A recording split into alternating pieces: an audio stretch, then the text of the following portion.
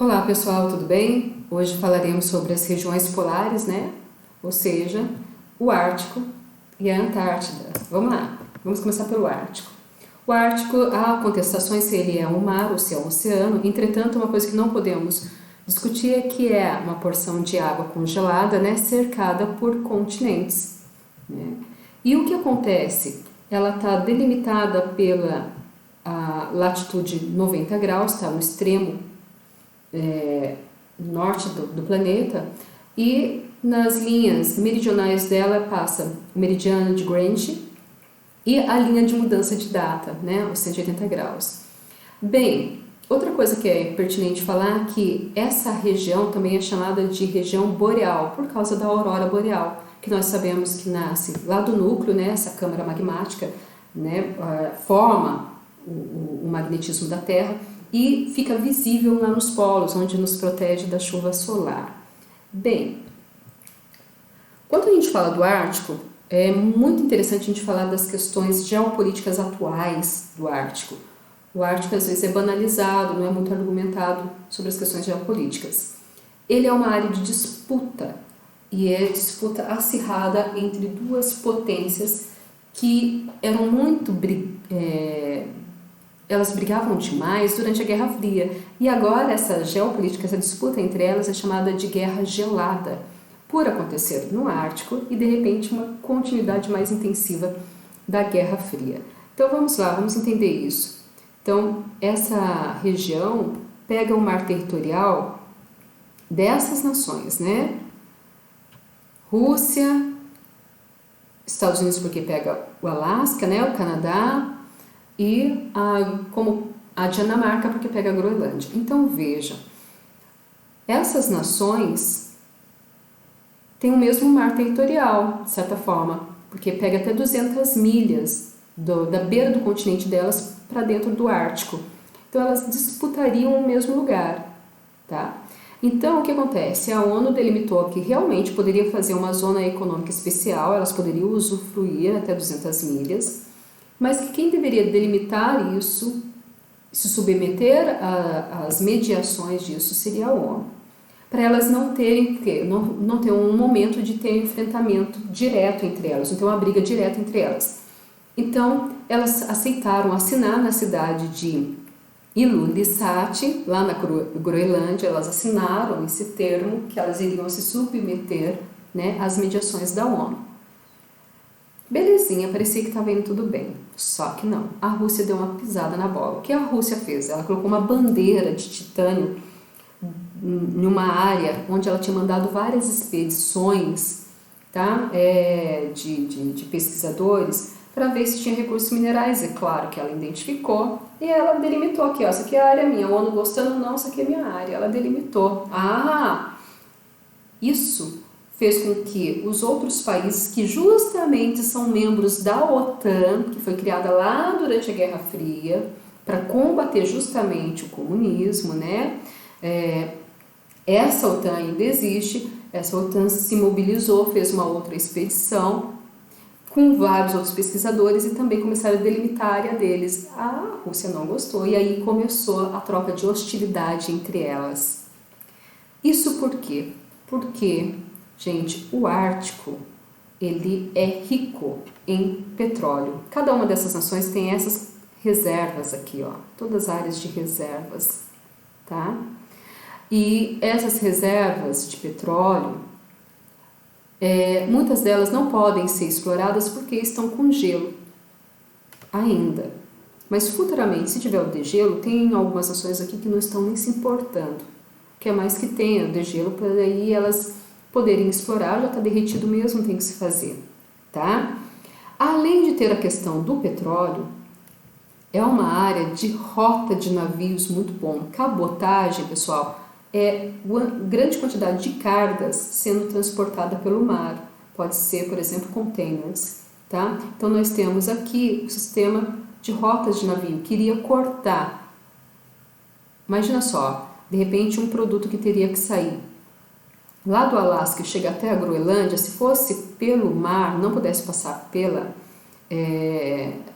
Ártico, tivesse que recortar todo o Pacífico, teria que recortar todinho o Atlântico para chegar na Groenlândia, um exemplo, ou até mesmo para chegar aqui nos países nórdicos. E se for para o Ártico? O caminho, ao invés de fazer toda aquela rota que seria extremamente longa, passando pelos oceanos até chegar aqui, olha o caminho que iria fazer.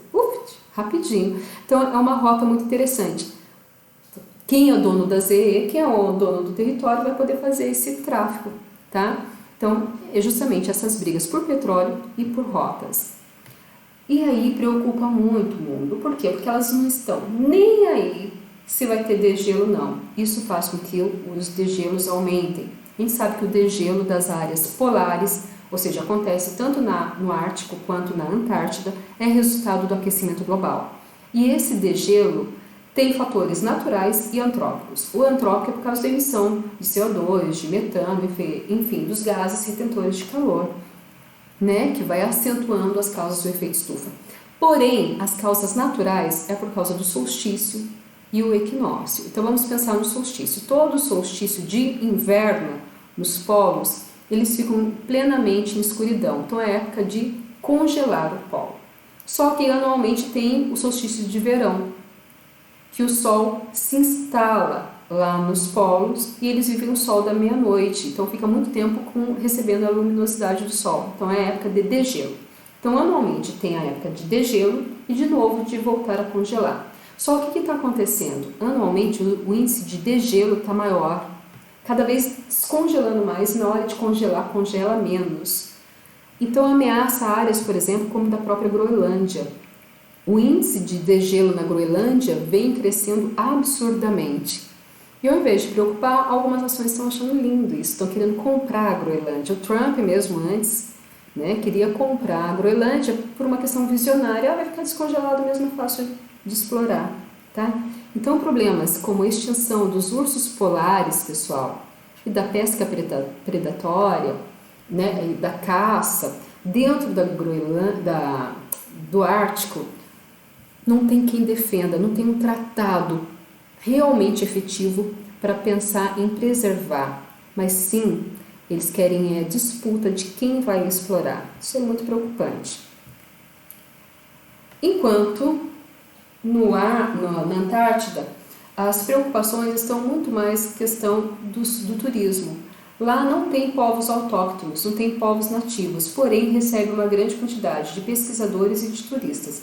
Esses turistas podem levar vírus, bactérias que podem, de certa forma, indiretamente afetar não a população, mas sim os animais das regiões. Então, isso pode ser uma grande ameaça. E uma outra ameaça, além do aquecimento global e do turismo, também tem o buraco da camada de ozônio, que foi causado pelo CFC, né, e que nós sabemos que isso acelera o processo de câncer de pele, mas os países que estão ali muito próximo da Antártida, que tem população efetiva ali, podem ser muito bem prejudicados pelo buraco da camada de ozônio. E, aliás, isso pode se estender muito, né? Mas hoje esse buraco da camada de ozônio afeta demais. É a Antártida, tá? Em relação, eu acabei de falar para vocês que na Antártida não tem povos autóctonos, né? A Antártida tem muitos turistas e pesquisadores. Então nós temos aqui uma base de pesquisa brasileira, né? No Comandante Ferraz, que foi construída na década de 80, Brasil, a fim de fazer pesquisas, principalmente pensando em mudanças climáticas, né, do efeito do aumento do nível do mar pelo degelo da Antártida. Agora, o Ártico com todos aqueles problemas que a gente viu, de ninguém pensar em cuidar, em preservar, mais uma disputa pelos recursos naturais ali do Ártico e pela rota. O Ártico tem a ameaça da própria população autóctones. Tem 3 grandes grupos que vivem no Ártico. Os Inuites, que vivem lá em Nunavut, no Canadá. Os Lapões, que são esses caras aqui, ó, que vivem com trenó, com rena, que lembra muito Papai Noel lá na Finlândia, tá? E os Samoyedas, que vivem lá na Rússia, tá bom? Na região da Sibéria. Então tem esses povos autóctonos que a gente não pode esquecer. Bem, Todos esses povos autóctones vivem muito de uma visão de pesca e são muito nômades, tá? E mantêm isso ainda. Porém, a parte deles de migração ainda fica sempre nas regiões polares. Então, muitas vezes eles saem, né, da região polar. Aqui, por exemplo, os inuites, né, os esquimós, eles saem daqui do Canadá, passam pelo Alasca e chegam aqui na Sibéria, mas eles estão sempre nas áreas polares, eles não vão, por exemplo, para umas áreas urbanas, tá? Eles são nômades dentro das regiões deles, dentro dos limites deles, tá? Bem, o que acontece? Eu usei esse mapa para comentar aqui dos esquimós, mas o mais importante desse mapa é falar do Tratado da Antártida. O que acontece? A Antártida, ela não está aqui só está os países que assinaram esses tratados. Então, tem os membros efetivos, né, os membros que desde o início participam, no caso do Canadá, de alguns outros países, né, mas sempre fazem parte do Tratado da Antártida, e os países membros consultivos, né? Então, olha só que interessante. Esse aqui é um tratado que os caras querem entrar atualmente. São pessoas que querem, são países que querem entrar. Mas esse tratado tem os membros e tem os donos das posses, que já vou falar. O que acontece? Durante a Guerra Fria, os Estados Unidos e a União Soviética disputavam a Antártida. Tá? Ambos queriam a Antártida. Mas qual era o fim deles? Só testar bombas nucleares. Eles não estavam nem aí para a Antártida. E aí as outras nações sacaram o seguinte: já a gente vai estar vendo a extinção total da Antártida. Então nós precisamos nos reunir, e eles fizeram a reunião do ano geofísico e estipularam que eles iriam delimitar que a Antártida deveria ser coordenada e protegida por várias nações. E aí nasce o Tratado da Antártida, que inicialmente era o quê? Era o de evitar os conflitos e pensar numa diplomacia territorial da Antártida. Então vamos discutir entre a gente qual é a finalidade, vamos cuidar da Antártida. E aí eles resolvem cuidar da Antártida, literalmente, fazem esse tratado com uma visão seguinte: os países que querem ter um pedacinho da Antártida têm que assinar que vão preservar, vai ter estações para pesquisa e não para exploração. E o Brasil assina isso em 75. Em 80 ele coloca a base militar lá que a gente viu, a fins, com finalidade para pesquisas sobre meio ambiente, né, sobre as mudanças climáticas. Quando nós falamos da Antártida, parece que tudo são flores, né? Que também não tem briga nenhuma, mas tem uma briga ali. O Reino Unido, a Noruega, tá? E a França, elas se dizem donas por questão de posse, que foram as primeiras a chegarem na Antártida. Porém, tem nações que estão ali muito próxima da Antártida e que falam o seguinte: nós somos donos porque é a continuidade do nosso terreno, do nosso país. Então, um exemplo disso muito clássico, que eu vou abordar aqui com vocês, é do Reino Unido. O Reino Unido, ele chegou na Antártida e colocou a bandeirinha falando: tudo isso aqui é meu, ó. Toda essa área aqui da Antártida aqui é minha. Porque eu cheguei e descobri, tive tecnologia para chegar até aqui, coloquei minha bandeira, sou eu que sou dono. Tá? Então ele fala que ele é dono por posse. Porém, nessa mesma área, tá, nós vamos ter, por exemplo, o Chile, tá? E o Chile, ele fala o seguinte: peraí, Reino Unido, alto lá. Esse pedaço aqui, ó, é meu, é continuidade da minha porção, tá? Eu tenho aqui meu território, então se eu esticar ele é dono. Então, eu tenho um mar territorial, toda nação tem um mar territorial até 200 milhas. Opa, 200 milhas chega aqui na Antártida, então é meu território. E é meu território por uma questão de territorialidade, é a continuidade geológica do meu continente, então eu sou herdeiro natural.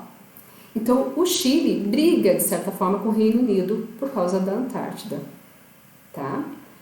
Hoje, um pouco diplomático, mas isso pode ser atualmente um conflito mais direto, tá, pessoal? Bem, basicamente era sobre esses assuntos que eu queria falar para vocês sobre